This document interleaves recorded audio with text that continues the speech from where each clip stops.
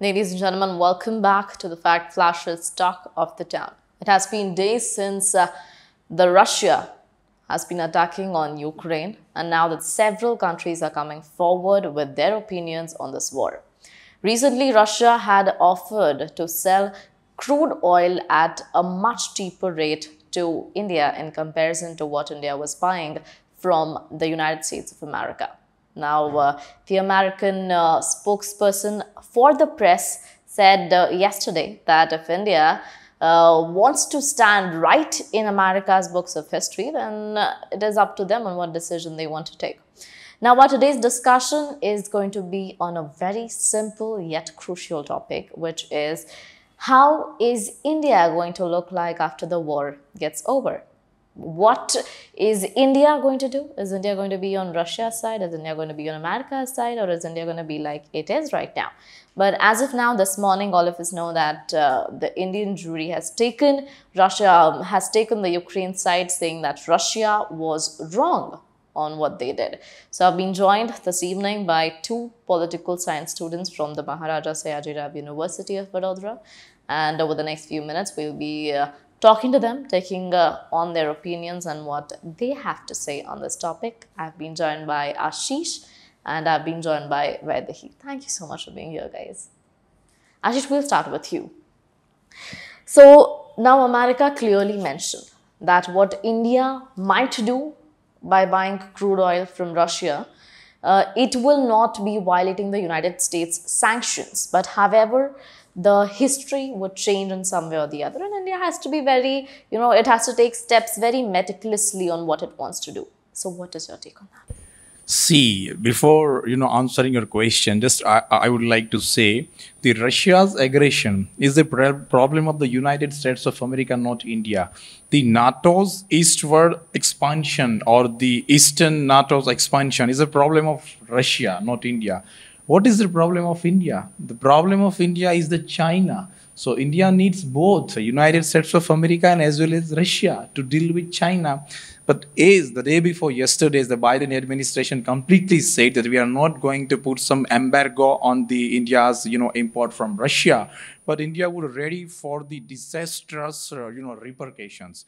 Why? Because India just started purchasing crude oil from the Russia. But what the data of the crude oil said, 85% of the India's crude oil we are fulfilling from imports, out of which only 1% of the crude oil we are right now purchasing from the Russia.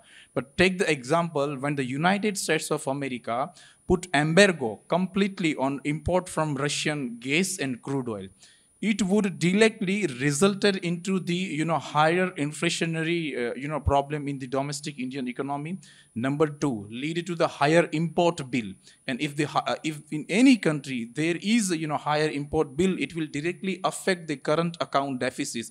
And you will be shocked that recently the several renowned economists projected that the India's current account deficit would reach to 2.26% by 2023. Number three, because of the United States of America's statement, the International Monetary Fund, lowered the India's GDP projection by 2023 by 7.9%. So it lowered 50 basis. What is the reason behind that? Just because of the India's relationship with the United States of America. See, India in this entire scenario, India had the four options in the United Security Council and the United Nations General Assembly. Either supported the Russian aggression, either condemned the Russia, either they stay silent, which means right now what we are doing. And the fourth option is to express the displeasure and condemn the Russian, aggression and just started diplomacy. But what we did, we have decided to stay silent, and it doesn't suited India. Why India is silent? And this is, creating creating questions on India's diplomatic stand. See the history. In 1979, what happened when the Russia illegitimately and unconstitutionally, while violating the norms of the international law, they intervened in the Afghanistan. And on that time, 1979, Indira Gandhi, institutionalized the abstain from the voting policy. But do you still think that current state dispensation, as they are saying that this abstain from the voting policy in the India's diplomatic interest? But see, in 1979, India's relationship with United States of America was very bad. And right now, India is the very closest and beloved partner of the United States of America. Right now, India's trade with United States of America is consistently, flourishing. Number two, India is a member of also the Quad groupings in which the Australia, Japan, India, and US. And number four, and you will be shocked, therefore United States of America said that if India does not wants to work with us, then we'll have the another option titled the AUKUS. Therefore, they created the AUKUS group, the Australia, United Kingdom, and the United States of America. So I think India at least should take a stand in favor of Ukraine instead of just stay abstain from voting. Then what about the, our global superpower or the, a strong state which always stand in favor of the human rights and international law? And last point, just yesterday, the International Court of Justice, which is the highest, court of the United Nations, it's clearly ruled in favor of Ukraine and instantly ordered the Russia to cessation their violence they are conducting in the Ukraine. So it clearly shows that how the entire world is moving. And very shocked, in international community, everyone, is talking about that very soon. There is possibility that might be Ukraine will join the NATO, but Ukraine joined the European Union. This is the problem. So at least India should take a stand instead of just, stay silency. Because abstention from the voting or the silent, it's not about neutrality. This similarly happened with the norms of the international law. What about China is using the norms of the international law? They just, considering international law as a service of the state. But in international law is exist because to put some restrictions on the untrammeled and unbridled power of the state. So at least we should take a stand, in my opinion. Vaidehi, when we talk about India taking a stand, India taking a clear stand, like what Ashish said, that India is not taking a stand. This is what we are seeing. This is what the people of India are seeing. This is what the people of other countries are seeing. But why do you think India is not taking a stand? There might be a reason to it as well. Yes, there is reason behind that. India followed non-alignment since its independence. So it has always been neutral country whenever it comes to taking stands. When we see in Afghanistan as well, India took a neutral stand. It did not say we support Afghanistan or we support USA or anything like that. So India has always maintained its position of neutrality since the independence. Now, when we say India should take stand or not, I would say considering the international policy which India has given to itself, which is non-alignment movement, to protect the integrity and sovereignty and to be autonomous within itself. So that's why India is not taking any stands for Russia, Ukraine or USA. Yes. Right. Ashish, coming back to you. When we talk about India, America and Russia, of course, if India buys crude oil from Russia, India will buy it in our currency and their currency, making our currency more powerful, practically speaking. Now, USA becoming the supreme world power, as all of us know, or as all of us see it. And in a way, when the press spokesperson of America said it, the tone sounded to be a small threaten. Now, if India wants to come over that and overcome United States, or say give a competition to the United States, the best way is to make sure that the Indian rupees is either equal to the dollar or much closer to dollar. So do you think that this deal, doing the deal with Russia is going to take, is going to give India a nice No, boost? in my opinion, I don't think, because see the dollar is an international currency which generally using in the international trade.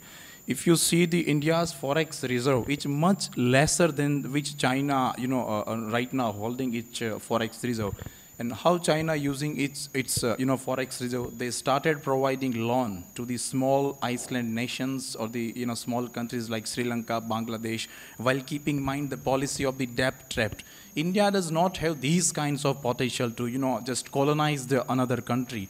But the point is that when India started purchasing crude oil at lower prices, from Russia, but do we ever, do we ever think about our political interest? Where does the India's political interest rise? Because see, China is our, undoubtedly, China is our closest defense partner. And this deal is also, going on to purchasing S-400 missiles from the China. But what Biden administration said, they passed this CAATSA Act and they said we'll provide a concession to India somewhat only because India is our closest partner.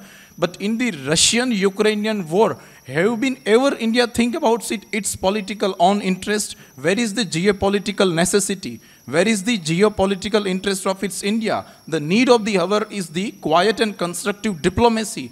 India should at least engage in the diplomatic talk, at least try to, mobilize the international community on grounds of the international law and just, start to raising question on humanitarian grounds. You see what's the situation right now going on in Ukraine, and still we are thinking about economic interest.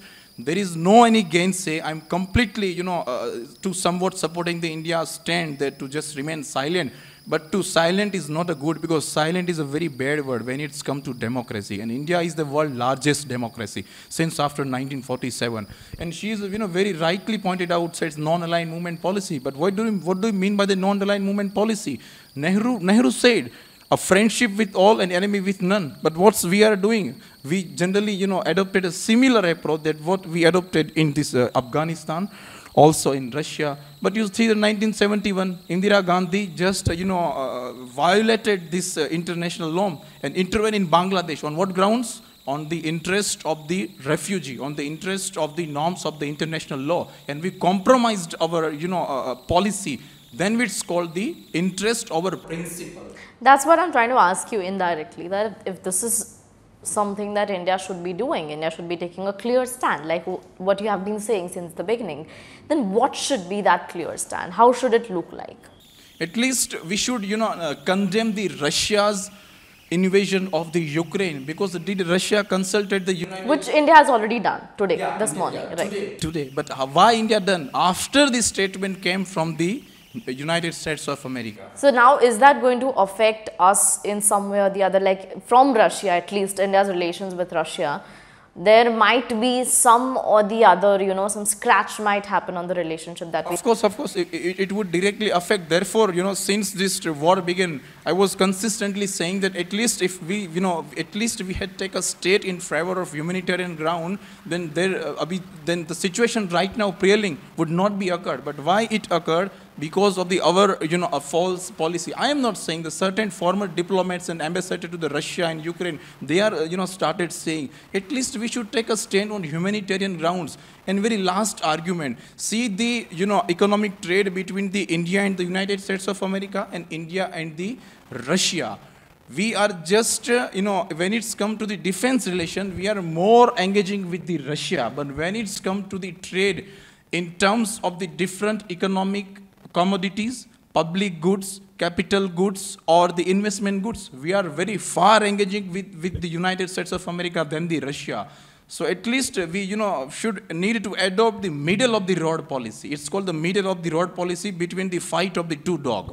So therefore, Dr. Shashi Tharoor also said that these kinds of situations when take place, every country should think about its own political interest or economic interest, but we never, undermining the humanity, the humanism, or the, interest of these people of the another country. So in my opinion, at least we should take a, stand, because I am very sure very soon United States of America will, put some restrictions on the India, because this situation will happen because India, United States of America consistently saying that India would face the disastrous repercussions of its trade. And what's the Biden said? Biden clearly said, will not impose any embargo, but at least you should think from where you are coming and where you are standing right now. So this is the situation of the, in the international community prevailing right now.